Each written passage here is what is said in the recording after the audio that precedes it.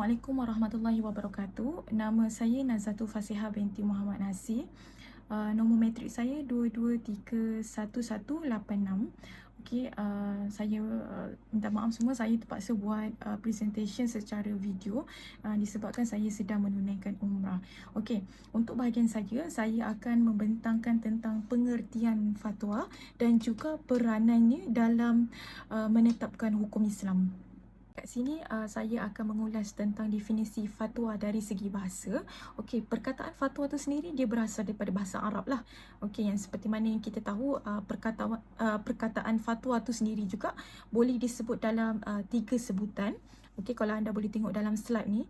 Yang pertama adalah fatwa, yang kedua adalah futiyah dan yang ketiga adalah futwa. Okey, jadi asal usul fatwa ni kita boleh lihat dalam Al-Quran tu sendiri, antaranya dalam surah-surah berikut. Okey, yang pertama dalam surah Al-Nisa ayat 127 dan 176, dan surah Yusuf ayat 43 dan 46, dan surah Al-Baqarah ayat 189, 215, 217 dan 219. Okay, now kita go pada definisi fatwa pula lah dari segi bahasa. Okey, fatwa ni dibahaskan di dalam kitab-kitab usul fiqh sebagai salah satu cara lah untuk mengeluarkan hukum secara mendalam. Jadi terdapat pelbagai definisi fatwa yang para ulama nyatakan. Okey, contohnya saya bawakan di sini adalah kata Al-Imam Al-Qarafi. Fatwa ini bermaksud menghabarkan hukum Allah sama ada pada yang miskin atau pada yang mesti ataupun harus. Okey, dan yang kedua kata Ar-Jurjani, fatwa adalah menjelaskan hukum bagi suatu permasalahan. Dan yang ketiga, Syekh Al-Qunawi Al-Hanafi mengatakan bahawa fatwa ini adalah menyebut hukum pada perkara yang ditanyakan oleh penyual. Dan seterusnya ialah Al-Imam Al-Munawi. Beliau mendefinisikan fatwa ni sebagai jawapan daripada seorang mufti. Okey, untuk slide yang seterusnya, saya mengulas definisi fatwa secara umum. Okey, definisi ni saya merujuk kepada buku yang ditulis oleh kita punya lecturer lah, Fakulti Syariah dan Undang-Undang, yakni Dr. Nisa, Dr. Abida dan juga Dr. Azidah lah. Okey, dalam buku ni yang bertajuk Pentadbiran Undang-Undang Islam di Malaysia. Okey, dalam buku ni penulis mengulas definisi fatwa ni adalah pendapat yang menjelaskan hukum kepada isu-isu berkaitan Islam yang dikeluarkan oleh ulama Islam yang juga dikenali sebagai seorang mufti. Jadi menurut Dr. Muhammad Daud Bakar, fatwa ialah suatu proses yang melibatkan dua pihak, iaitu pihak yang bertanyakan soalan, iaitu kita panggil kat sini mustafti, dan pihak yang menjawab soalan tersebut ialah seorang yang berkelayakan, iaitu mufti.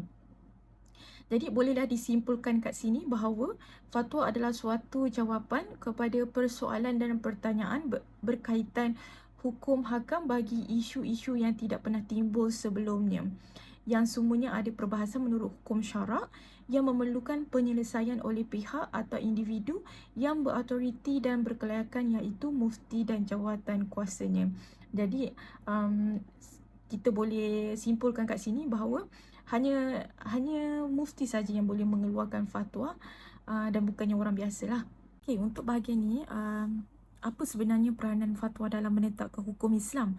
Seperti mana yang kita tahu, dalam syariat Islam tu sendiri, kita dah ada sumber teragum, iaitu Al-Quran dan Al-Sunnah lah. Jadi selepas baginda SAW ni wafat, okay, para sahabat, tabi'in serta tabi'in ni menjadi sumber rujukan masyarakat untuk memahami ajaran Islam, khasnya yang berkaitan dengan hukum hakam lah, melalui kefahaman mereka terhadap Al-Quran dan Al-Sunnah.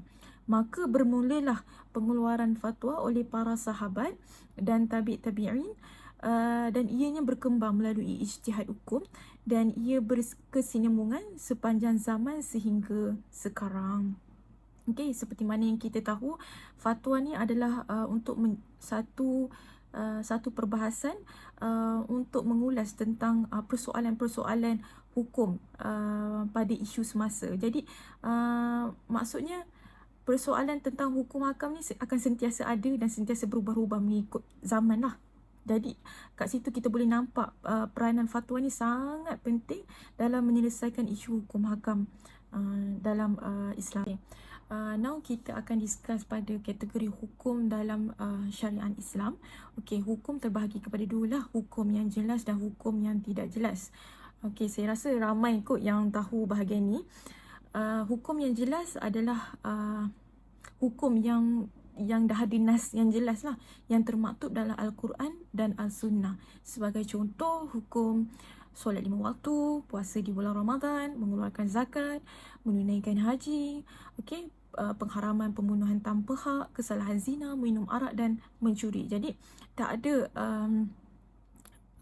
hukum-hukum ni dia mempunyai makna yang satu, mudah difahami oleh manusia dan tidak ada kemungkinan ia menunjukkan makna-makna hukum yang lain. Contohnya macam hukum wajib menunaikan solat 5 waktu. Jadi dah termaktub hukum wajib tu, tak ada ulasan seterusnya lah. Jadinya dalam perkara tersebut tidak boleh dilakukan fatwa ataupun ijtihad. Okey. Untuk hukum yang tidak jelas pula, ia adalah berkenaan dengan hukum hakam yang tidak terdapat lah dalam Al-Quran dan Al-Sunnah, ataupun ia terdapat dalam Al-Quran dan Al-Sunnah tetapi ia memberikan makna lebih daripada satu. Maka di situ fatwa atau ijtihad diperlukan. Contohnya dalam menentukan had sapu kepala ketika berhuduk dan makna kurung dalam menentukan iddah wanita selepas penceraian. Jadi kat sini pentinglah untuk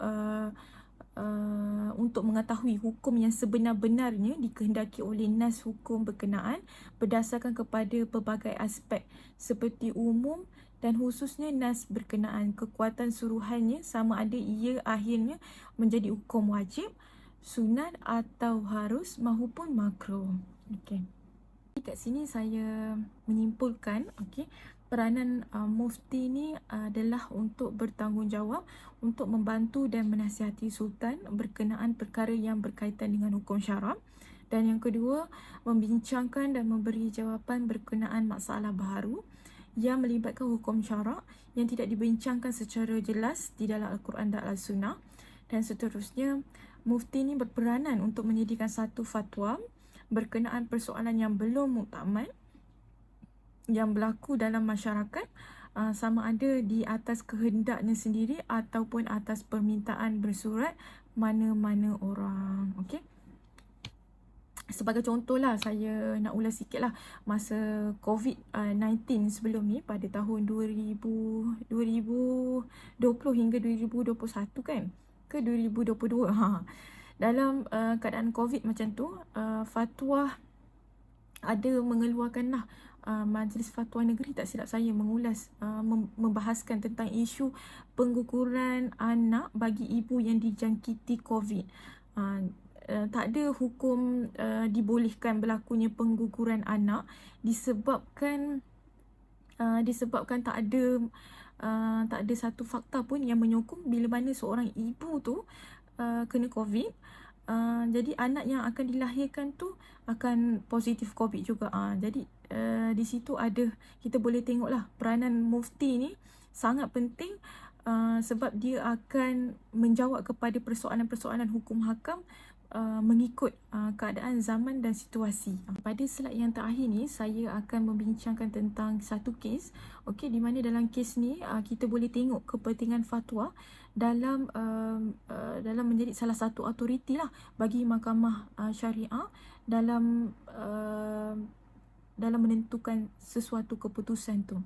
Okey, dalam kes ni Muhammad Faizul bin Zainan dan Suhaila binti Yusuf, okey, plaintiff telah membuat permohonan kepada Mahkamah Rendah Syariah Terengganu agar anak tersebut dinasabkan kepada bapanya. Permohonan penentuan nasab ini dibuat ke atas bayi perempuan yang bernama Nur Farishah binti Abdullah, dilahirkan oleh defendant pada 5 Mei 2009. Semasa perbicaraan, pasangan suami isteri ni dia mengaku dan melakukan hubungan luar nikah lah sehingga defender ni hamil. Defender ni Suhaila binti Yusof lah.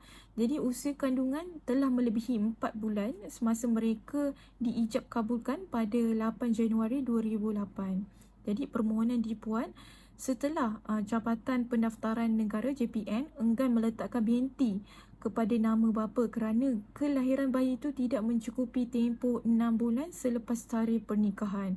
Jadi hakim menolak tuntutan pelantif untuk sabitan nasab anak sebagai sah taraf kerana tempoh kelahiran selepas pernikahan tidak sampai 6 bulan. Dua lazah sekaligus tidak boleh berbentikan nama pelantif. Okey. Jadi dalam kes ni, hakim telah merujuk Fatwa Negeri Terengganu yang diwartakan pada 18 Januari 2001 dan keputusan Muzakarah Kebangsaan lah sebagai autoriti yang menyatakan bahawa anak yang dilahirkan kurang daripada 6 bulan, dua lazah adalah anak yang tidak sah taraf dan tidak boleh nasabkan kepada bapa biologi. Jabatan Pendaftaran Negara juga menolak sabitan anak sah taraf berdasarkan keputusan Muzakarah Jawatankuasa Fatwa MKI yang bersidang pada 28 ke 29 Januari 1981 dan Surat Perkeliling Am Bilangan 2 tahun 1986. Okey, kalau tengok dalam slide tu saya ada attach sekali lah fatwa yang menyebut tentang tempoh kelahiran anak selepas perkahwinan tu lah, bagi penentuan nasab anak lah. Okey, dalam jadi kat sini kita boleh lihat peranan autoriti fatwa tu boleh mempengaruhi keputusan hakim dalam memutuskan sesuatu kes, especially dalam perkara yang berkaitan dengan pensabitan nasab anak ni. Sekian saja saya punya pembentangan untuk hari ini. Sekian, wabillahi taufiq wal hidayah. Wassalamualaikum warahmatullahi wabarakatuh.